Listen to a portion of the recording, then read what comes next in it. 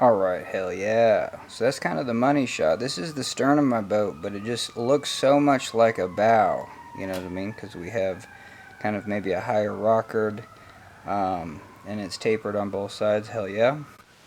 Alright, hell yeah. So here's my raft with a modification that I think might be very useful to exploring the bow and stern of an R1 raft. Now all we did was just kind of crunch up the very nose, just because we had a D-ring right here and we had a D-ring right there, and we just have a 1.5 inch NRS strap strapped it together. What this did is it effectively reduced the overall length from 10 feet to 9 feet 4 inches, and so it reduced it by let's see, 8 inches. Yeah, 4. Hopefully I'm doing the math right, but hell yeah, 4 inches on the front and then 4 inches on the back. Hell yeah, let's get a side profile. And now the stern is going to look a lot different because we have straps from our floor that lift up the floor. Hopefully I said this was the bow, but what this does is it reduces the stair step. So on the bow it acts more like a cat boat where I have the two outer tubes. Even though it's not totally flush across, it is when you drop the bow. You have a flat surface. And so this whole surface, even though it's flat, can definitely be more high rocker. And so that's kind of what we're working on with these straps.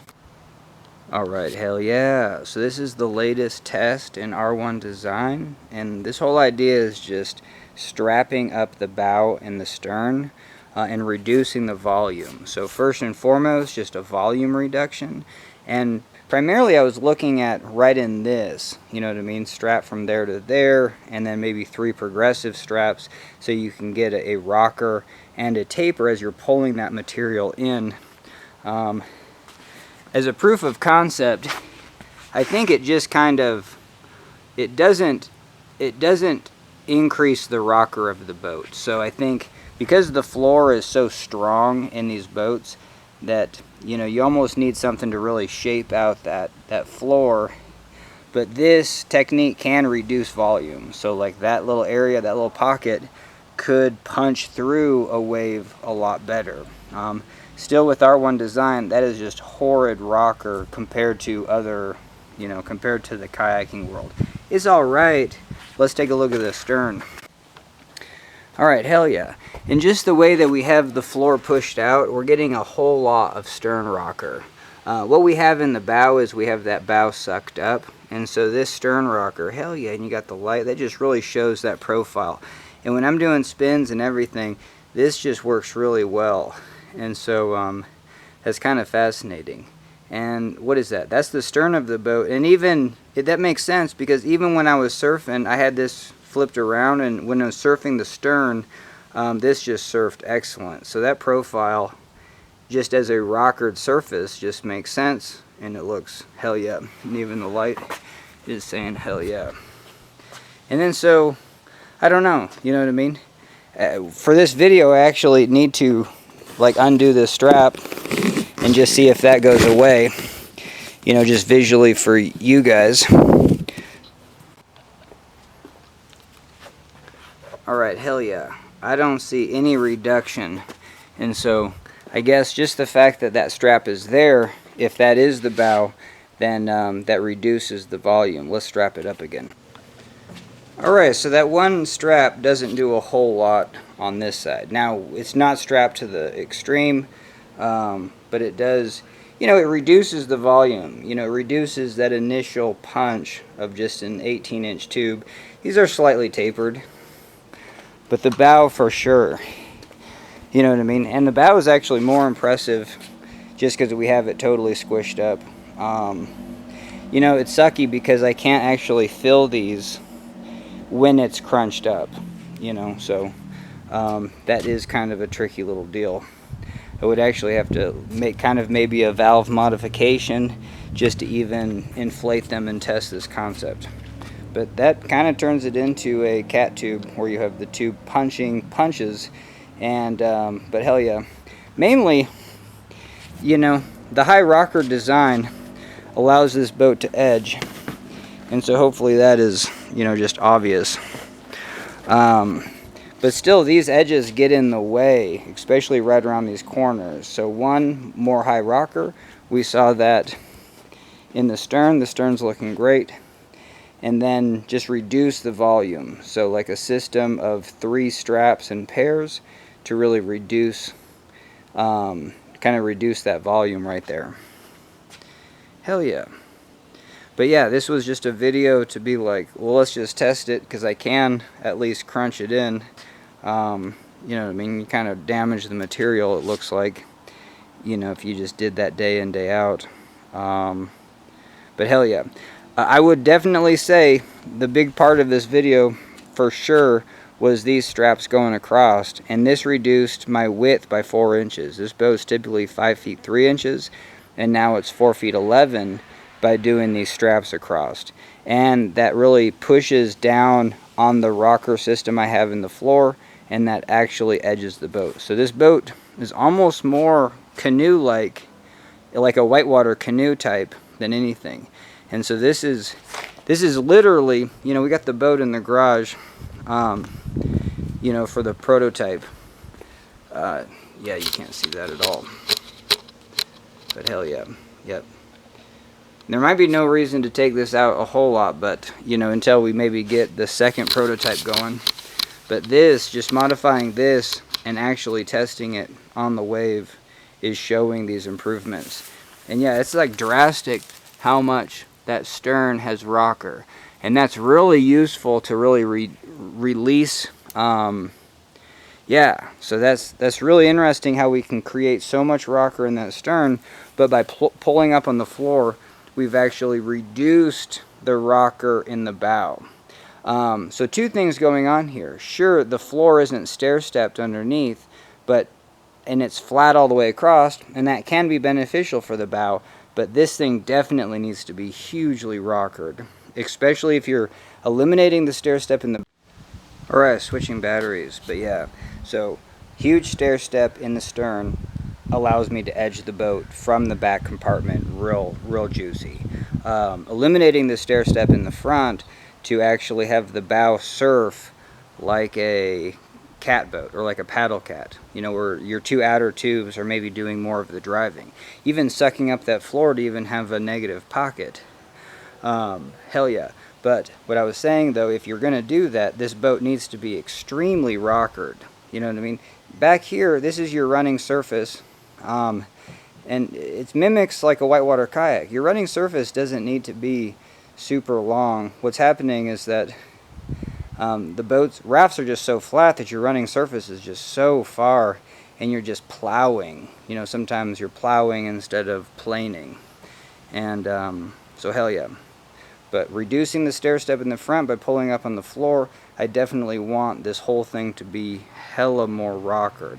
And I was thinking about trying to strap, you know, from end to end. So that might be the other modification I'll try to make tonight, because I did buy those straps to, you know, just from the back to the front and then just strap the boat in like a taco.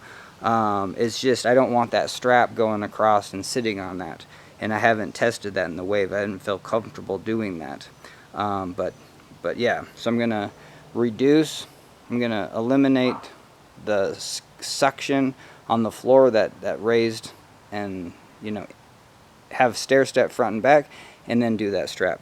Before we do that though, let's flip this over to see what we do have on the bottom. Alright, hell yeah. So that just really does show that back at this stern, and this is really a kind of like maybe like a half slice where you actually start this stern rocker. Like I'm just looking at this right here. This is your flat spot, and then what we need is just hella more rockered in the front. And that's not even true with the half slice. Half slices are even more steep back here. But if you just look at this running surface compared to this surface, like a half slice definitely has your stern rocker, which is typically flatter, your planing surface underneath where your body is, and then your bow rocker. And so what happens in a you know, so like here we almost just have too much bow.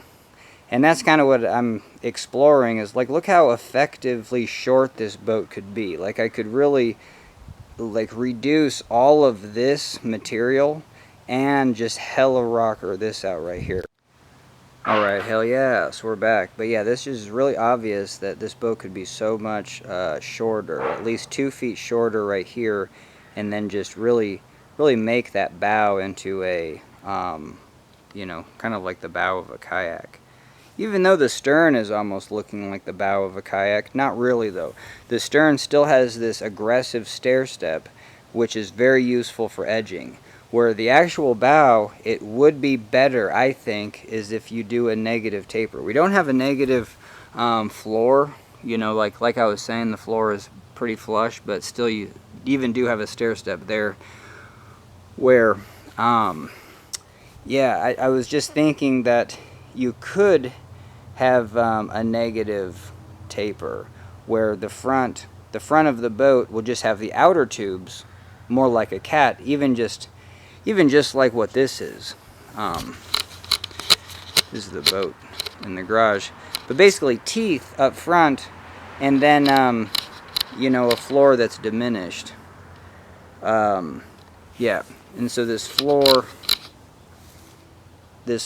could, yeah, that floor could just go all the way up to the top surface, you know, so you would have an extreme amount of rocker right at that bow, and then your outer tubes would be yeah, I'm gonna say it one more time, is if you had the floor follow a natural rocker of like a creek boat all the way up to the top, and even more aggressive, because the boats are so long, having more rocker in the bow and then having it kind of end at this taller surface, because it's such a tall surface, because you still maybe want to sit up here, and so to really continue that all the way to that surface,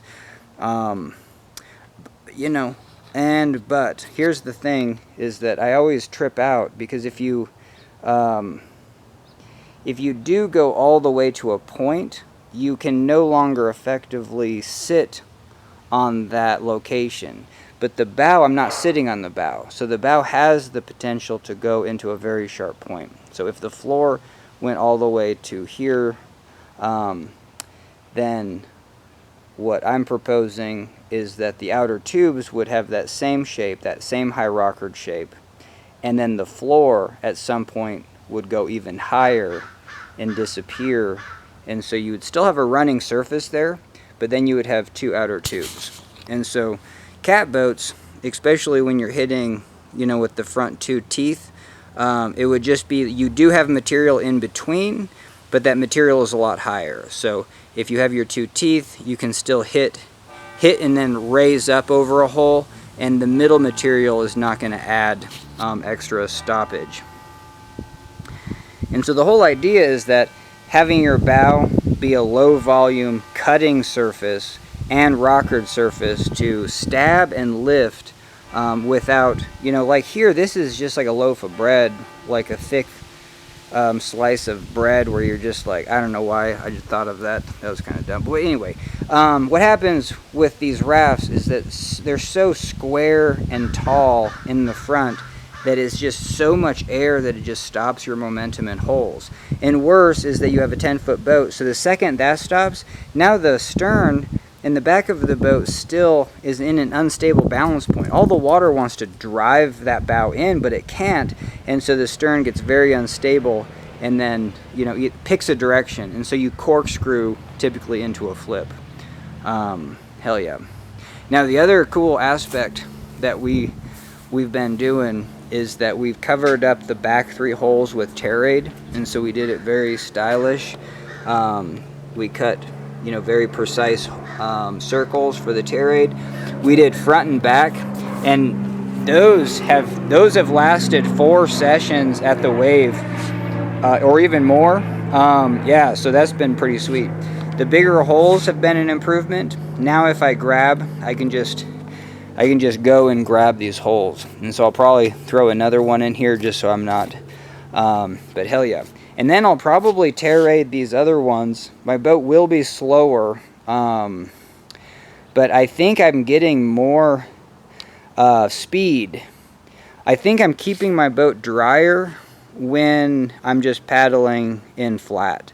And then when I'm surfing, what happens, if this is the bow, it's filling up with water to like this level. And so it's very easy to fill, and I'm using that to hold a surf. And so that was from the last footage.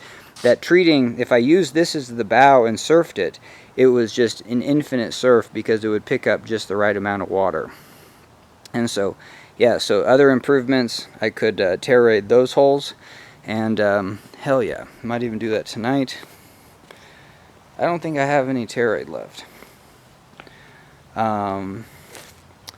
This is a repair, so I don't want to mess with that. Actually, repair is only going that way, so I can actually increase this direction. So maybe I will. So I can, because the boat doesn't drain very fast still. So even with those 2-inch holes, the boat is still pretty slow draining. Alright, hell yeah.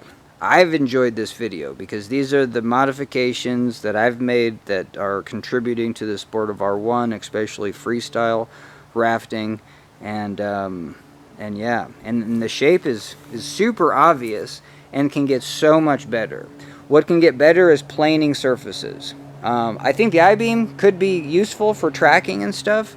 I don't know. Probably, I just want smooth surfaces just like a kayak, totally smooth across, but then your first kayak shape is right at the floor, right where that comes down. So just like a half slice, have a little harder chines, right on that. And then this outer surface, for sure, make this also like a planing surface. And what I would do is, like what I'm noticing is that we do have like a taper here.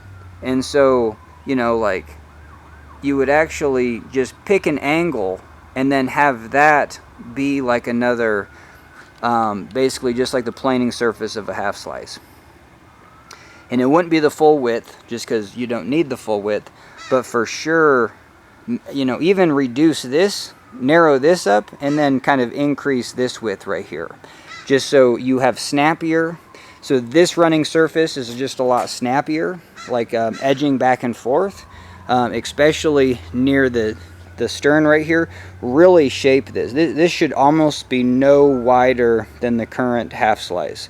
You know, like the Antics 3 has a wider stern, but hell yeah, this should be the exact design. And that's the boat that I'm kind of most curious to model. Like if I had to buy a raft to then prototype with, I would use the Antics 3 and copy it right there, and then over here I would basically just do an enlarged copied version where you took like 3/4, so not just half the Antics, because that would just be only like 12 inches, where this surface, I'll have to measure it, but I think it's definitely more than 12 inches. Like that's, yeah, not too much. It's like 14, you know what I mean? So reduce this and then make that 14 to 16 of a planing surface. But hell yeah, once you do lean the boat and effectively lean it, then that should be another planing surface that you could even go just a touch farther and then find that sharp edge and maybe get extra stability there. Okay, hell yeah. So I'm going to strap front and rear and then reduce, get rid of this suction, and let's see if I can actually get some rocker, more rocker from front to back. Alright, I got rid of those straps, and it seemed like, so here's the bow over here, it seemed like the bow actually got more rocker after taking those straps out. So potentially pulling down on that strap was like almost a negative. Even though we changed the volume up there, maybe that was a negative. Alright, hell yeah, I flipped the boat over just because you can't do science without, and so what we showed is that this was, that's interesting. It definitely looks different. You be the judge. But we no longer have the straps on the front and on the rear. And the front really was reefed down. And that really, like I noticed now more rocker on the front. And so this really shows that potentially pulling that boat reduced the rocker. And so that wasn't maybe a good thing. So now what we're going to do is strap front to back and see if we can really pull the boat together. Now I can pump up the boat to a normal pressure, and so hell yeah. Alright, hell yeah. So we have a strap that goes across. I don't even know if you can see it. But I don't like it because it's super high. And I wouldn't be able to switch positions anyway. I don't notice a huge amount of rocker, so, you know, from a design perspective, that rocker has to be shaped into the design. And the floor is the most important part, because the floor really dictates, you know, kind of the shape of the boat. Even this portion of the floor, like, I can't change that. And so that's kind of interesting, where that stern has a better, you know, rocker on that stern. That bow is just really, and this bow is kind of pluggy.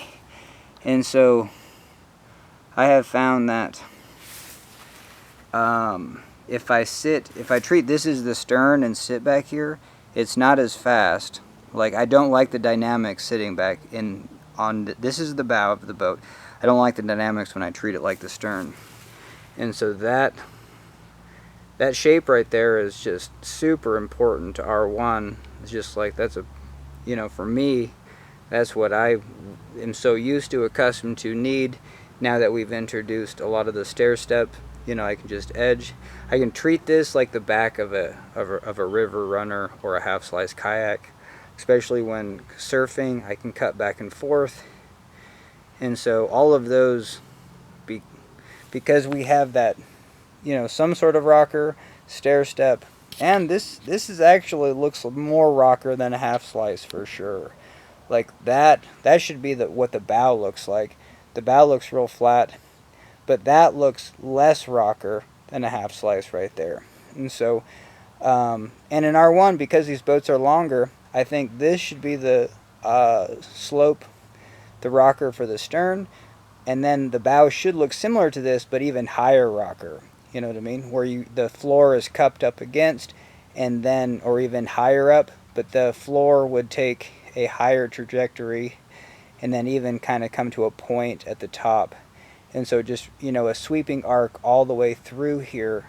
And you would want to start that arc all the way back at the sitted position. So if this was the traditional stern, this would be your planing surface, like right there, and then you would start that rocker all the way back from here, and really have the, I don't know, from a calculus perspective, but the highest rate of change, potentially, or the highest radius of curvature, I guess, that's how you would say it. The highest radius of curvature would be, alright, we got no juice left, but yeah, the highest radius of you can't get farther up in the bow than like where the thwart is. And so if you did weight the boat right here, you want to be weighting the bow. So like, if I just put you know, if this is the rocker and I actually wanted to lay down right on that surface, alright, hell yeah. So I would actually need to get my weight right there, but that's not where the thwart is. The thwart is way back here, and I can just put a shin up against there. So that's where like reversed and switched R1 technique is really helpful, because if you're just paddling forward that way, weighting the bow, you can't do it. But if you're sitting on here, that's better. And if you're sitting over here, that's hella better. And so what I want to do is find a way to actually not have this as the stopping point for your shin, but be able to actually get to this location from a forward facing position. I haven't really thought of that, but hell yeah. Alright, hell yeah, this is going to be parting shot. And so we still have that strap underneath. I don't feel like we've got more rocker out of the deal, honestly.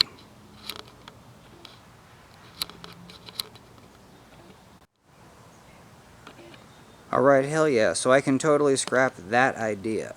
And we got no more juice in the camera. We're going to be done with this video. Thanks for joining me. R1 Design, hell yeah. Hopefully see you on the river. You know what I mean?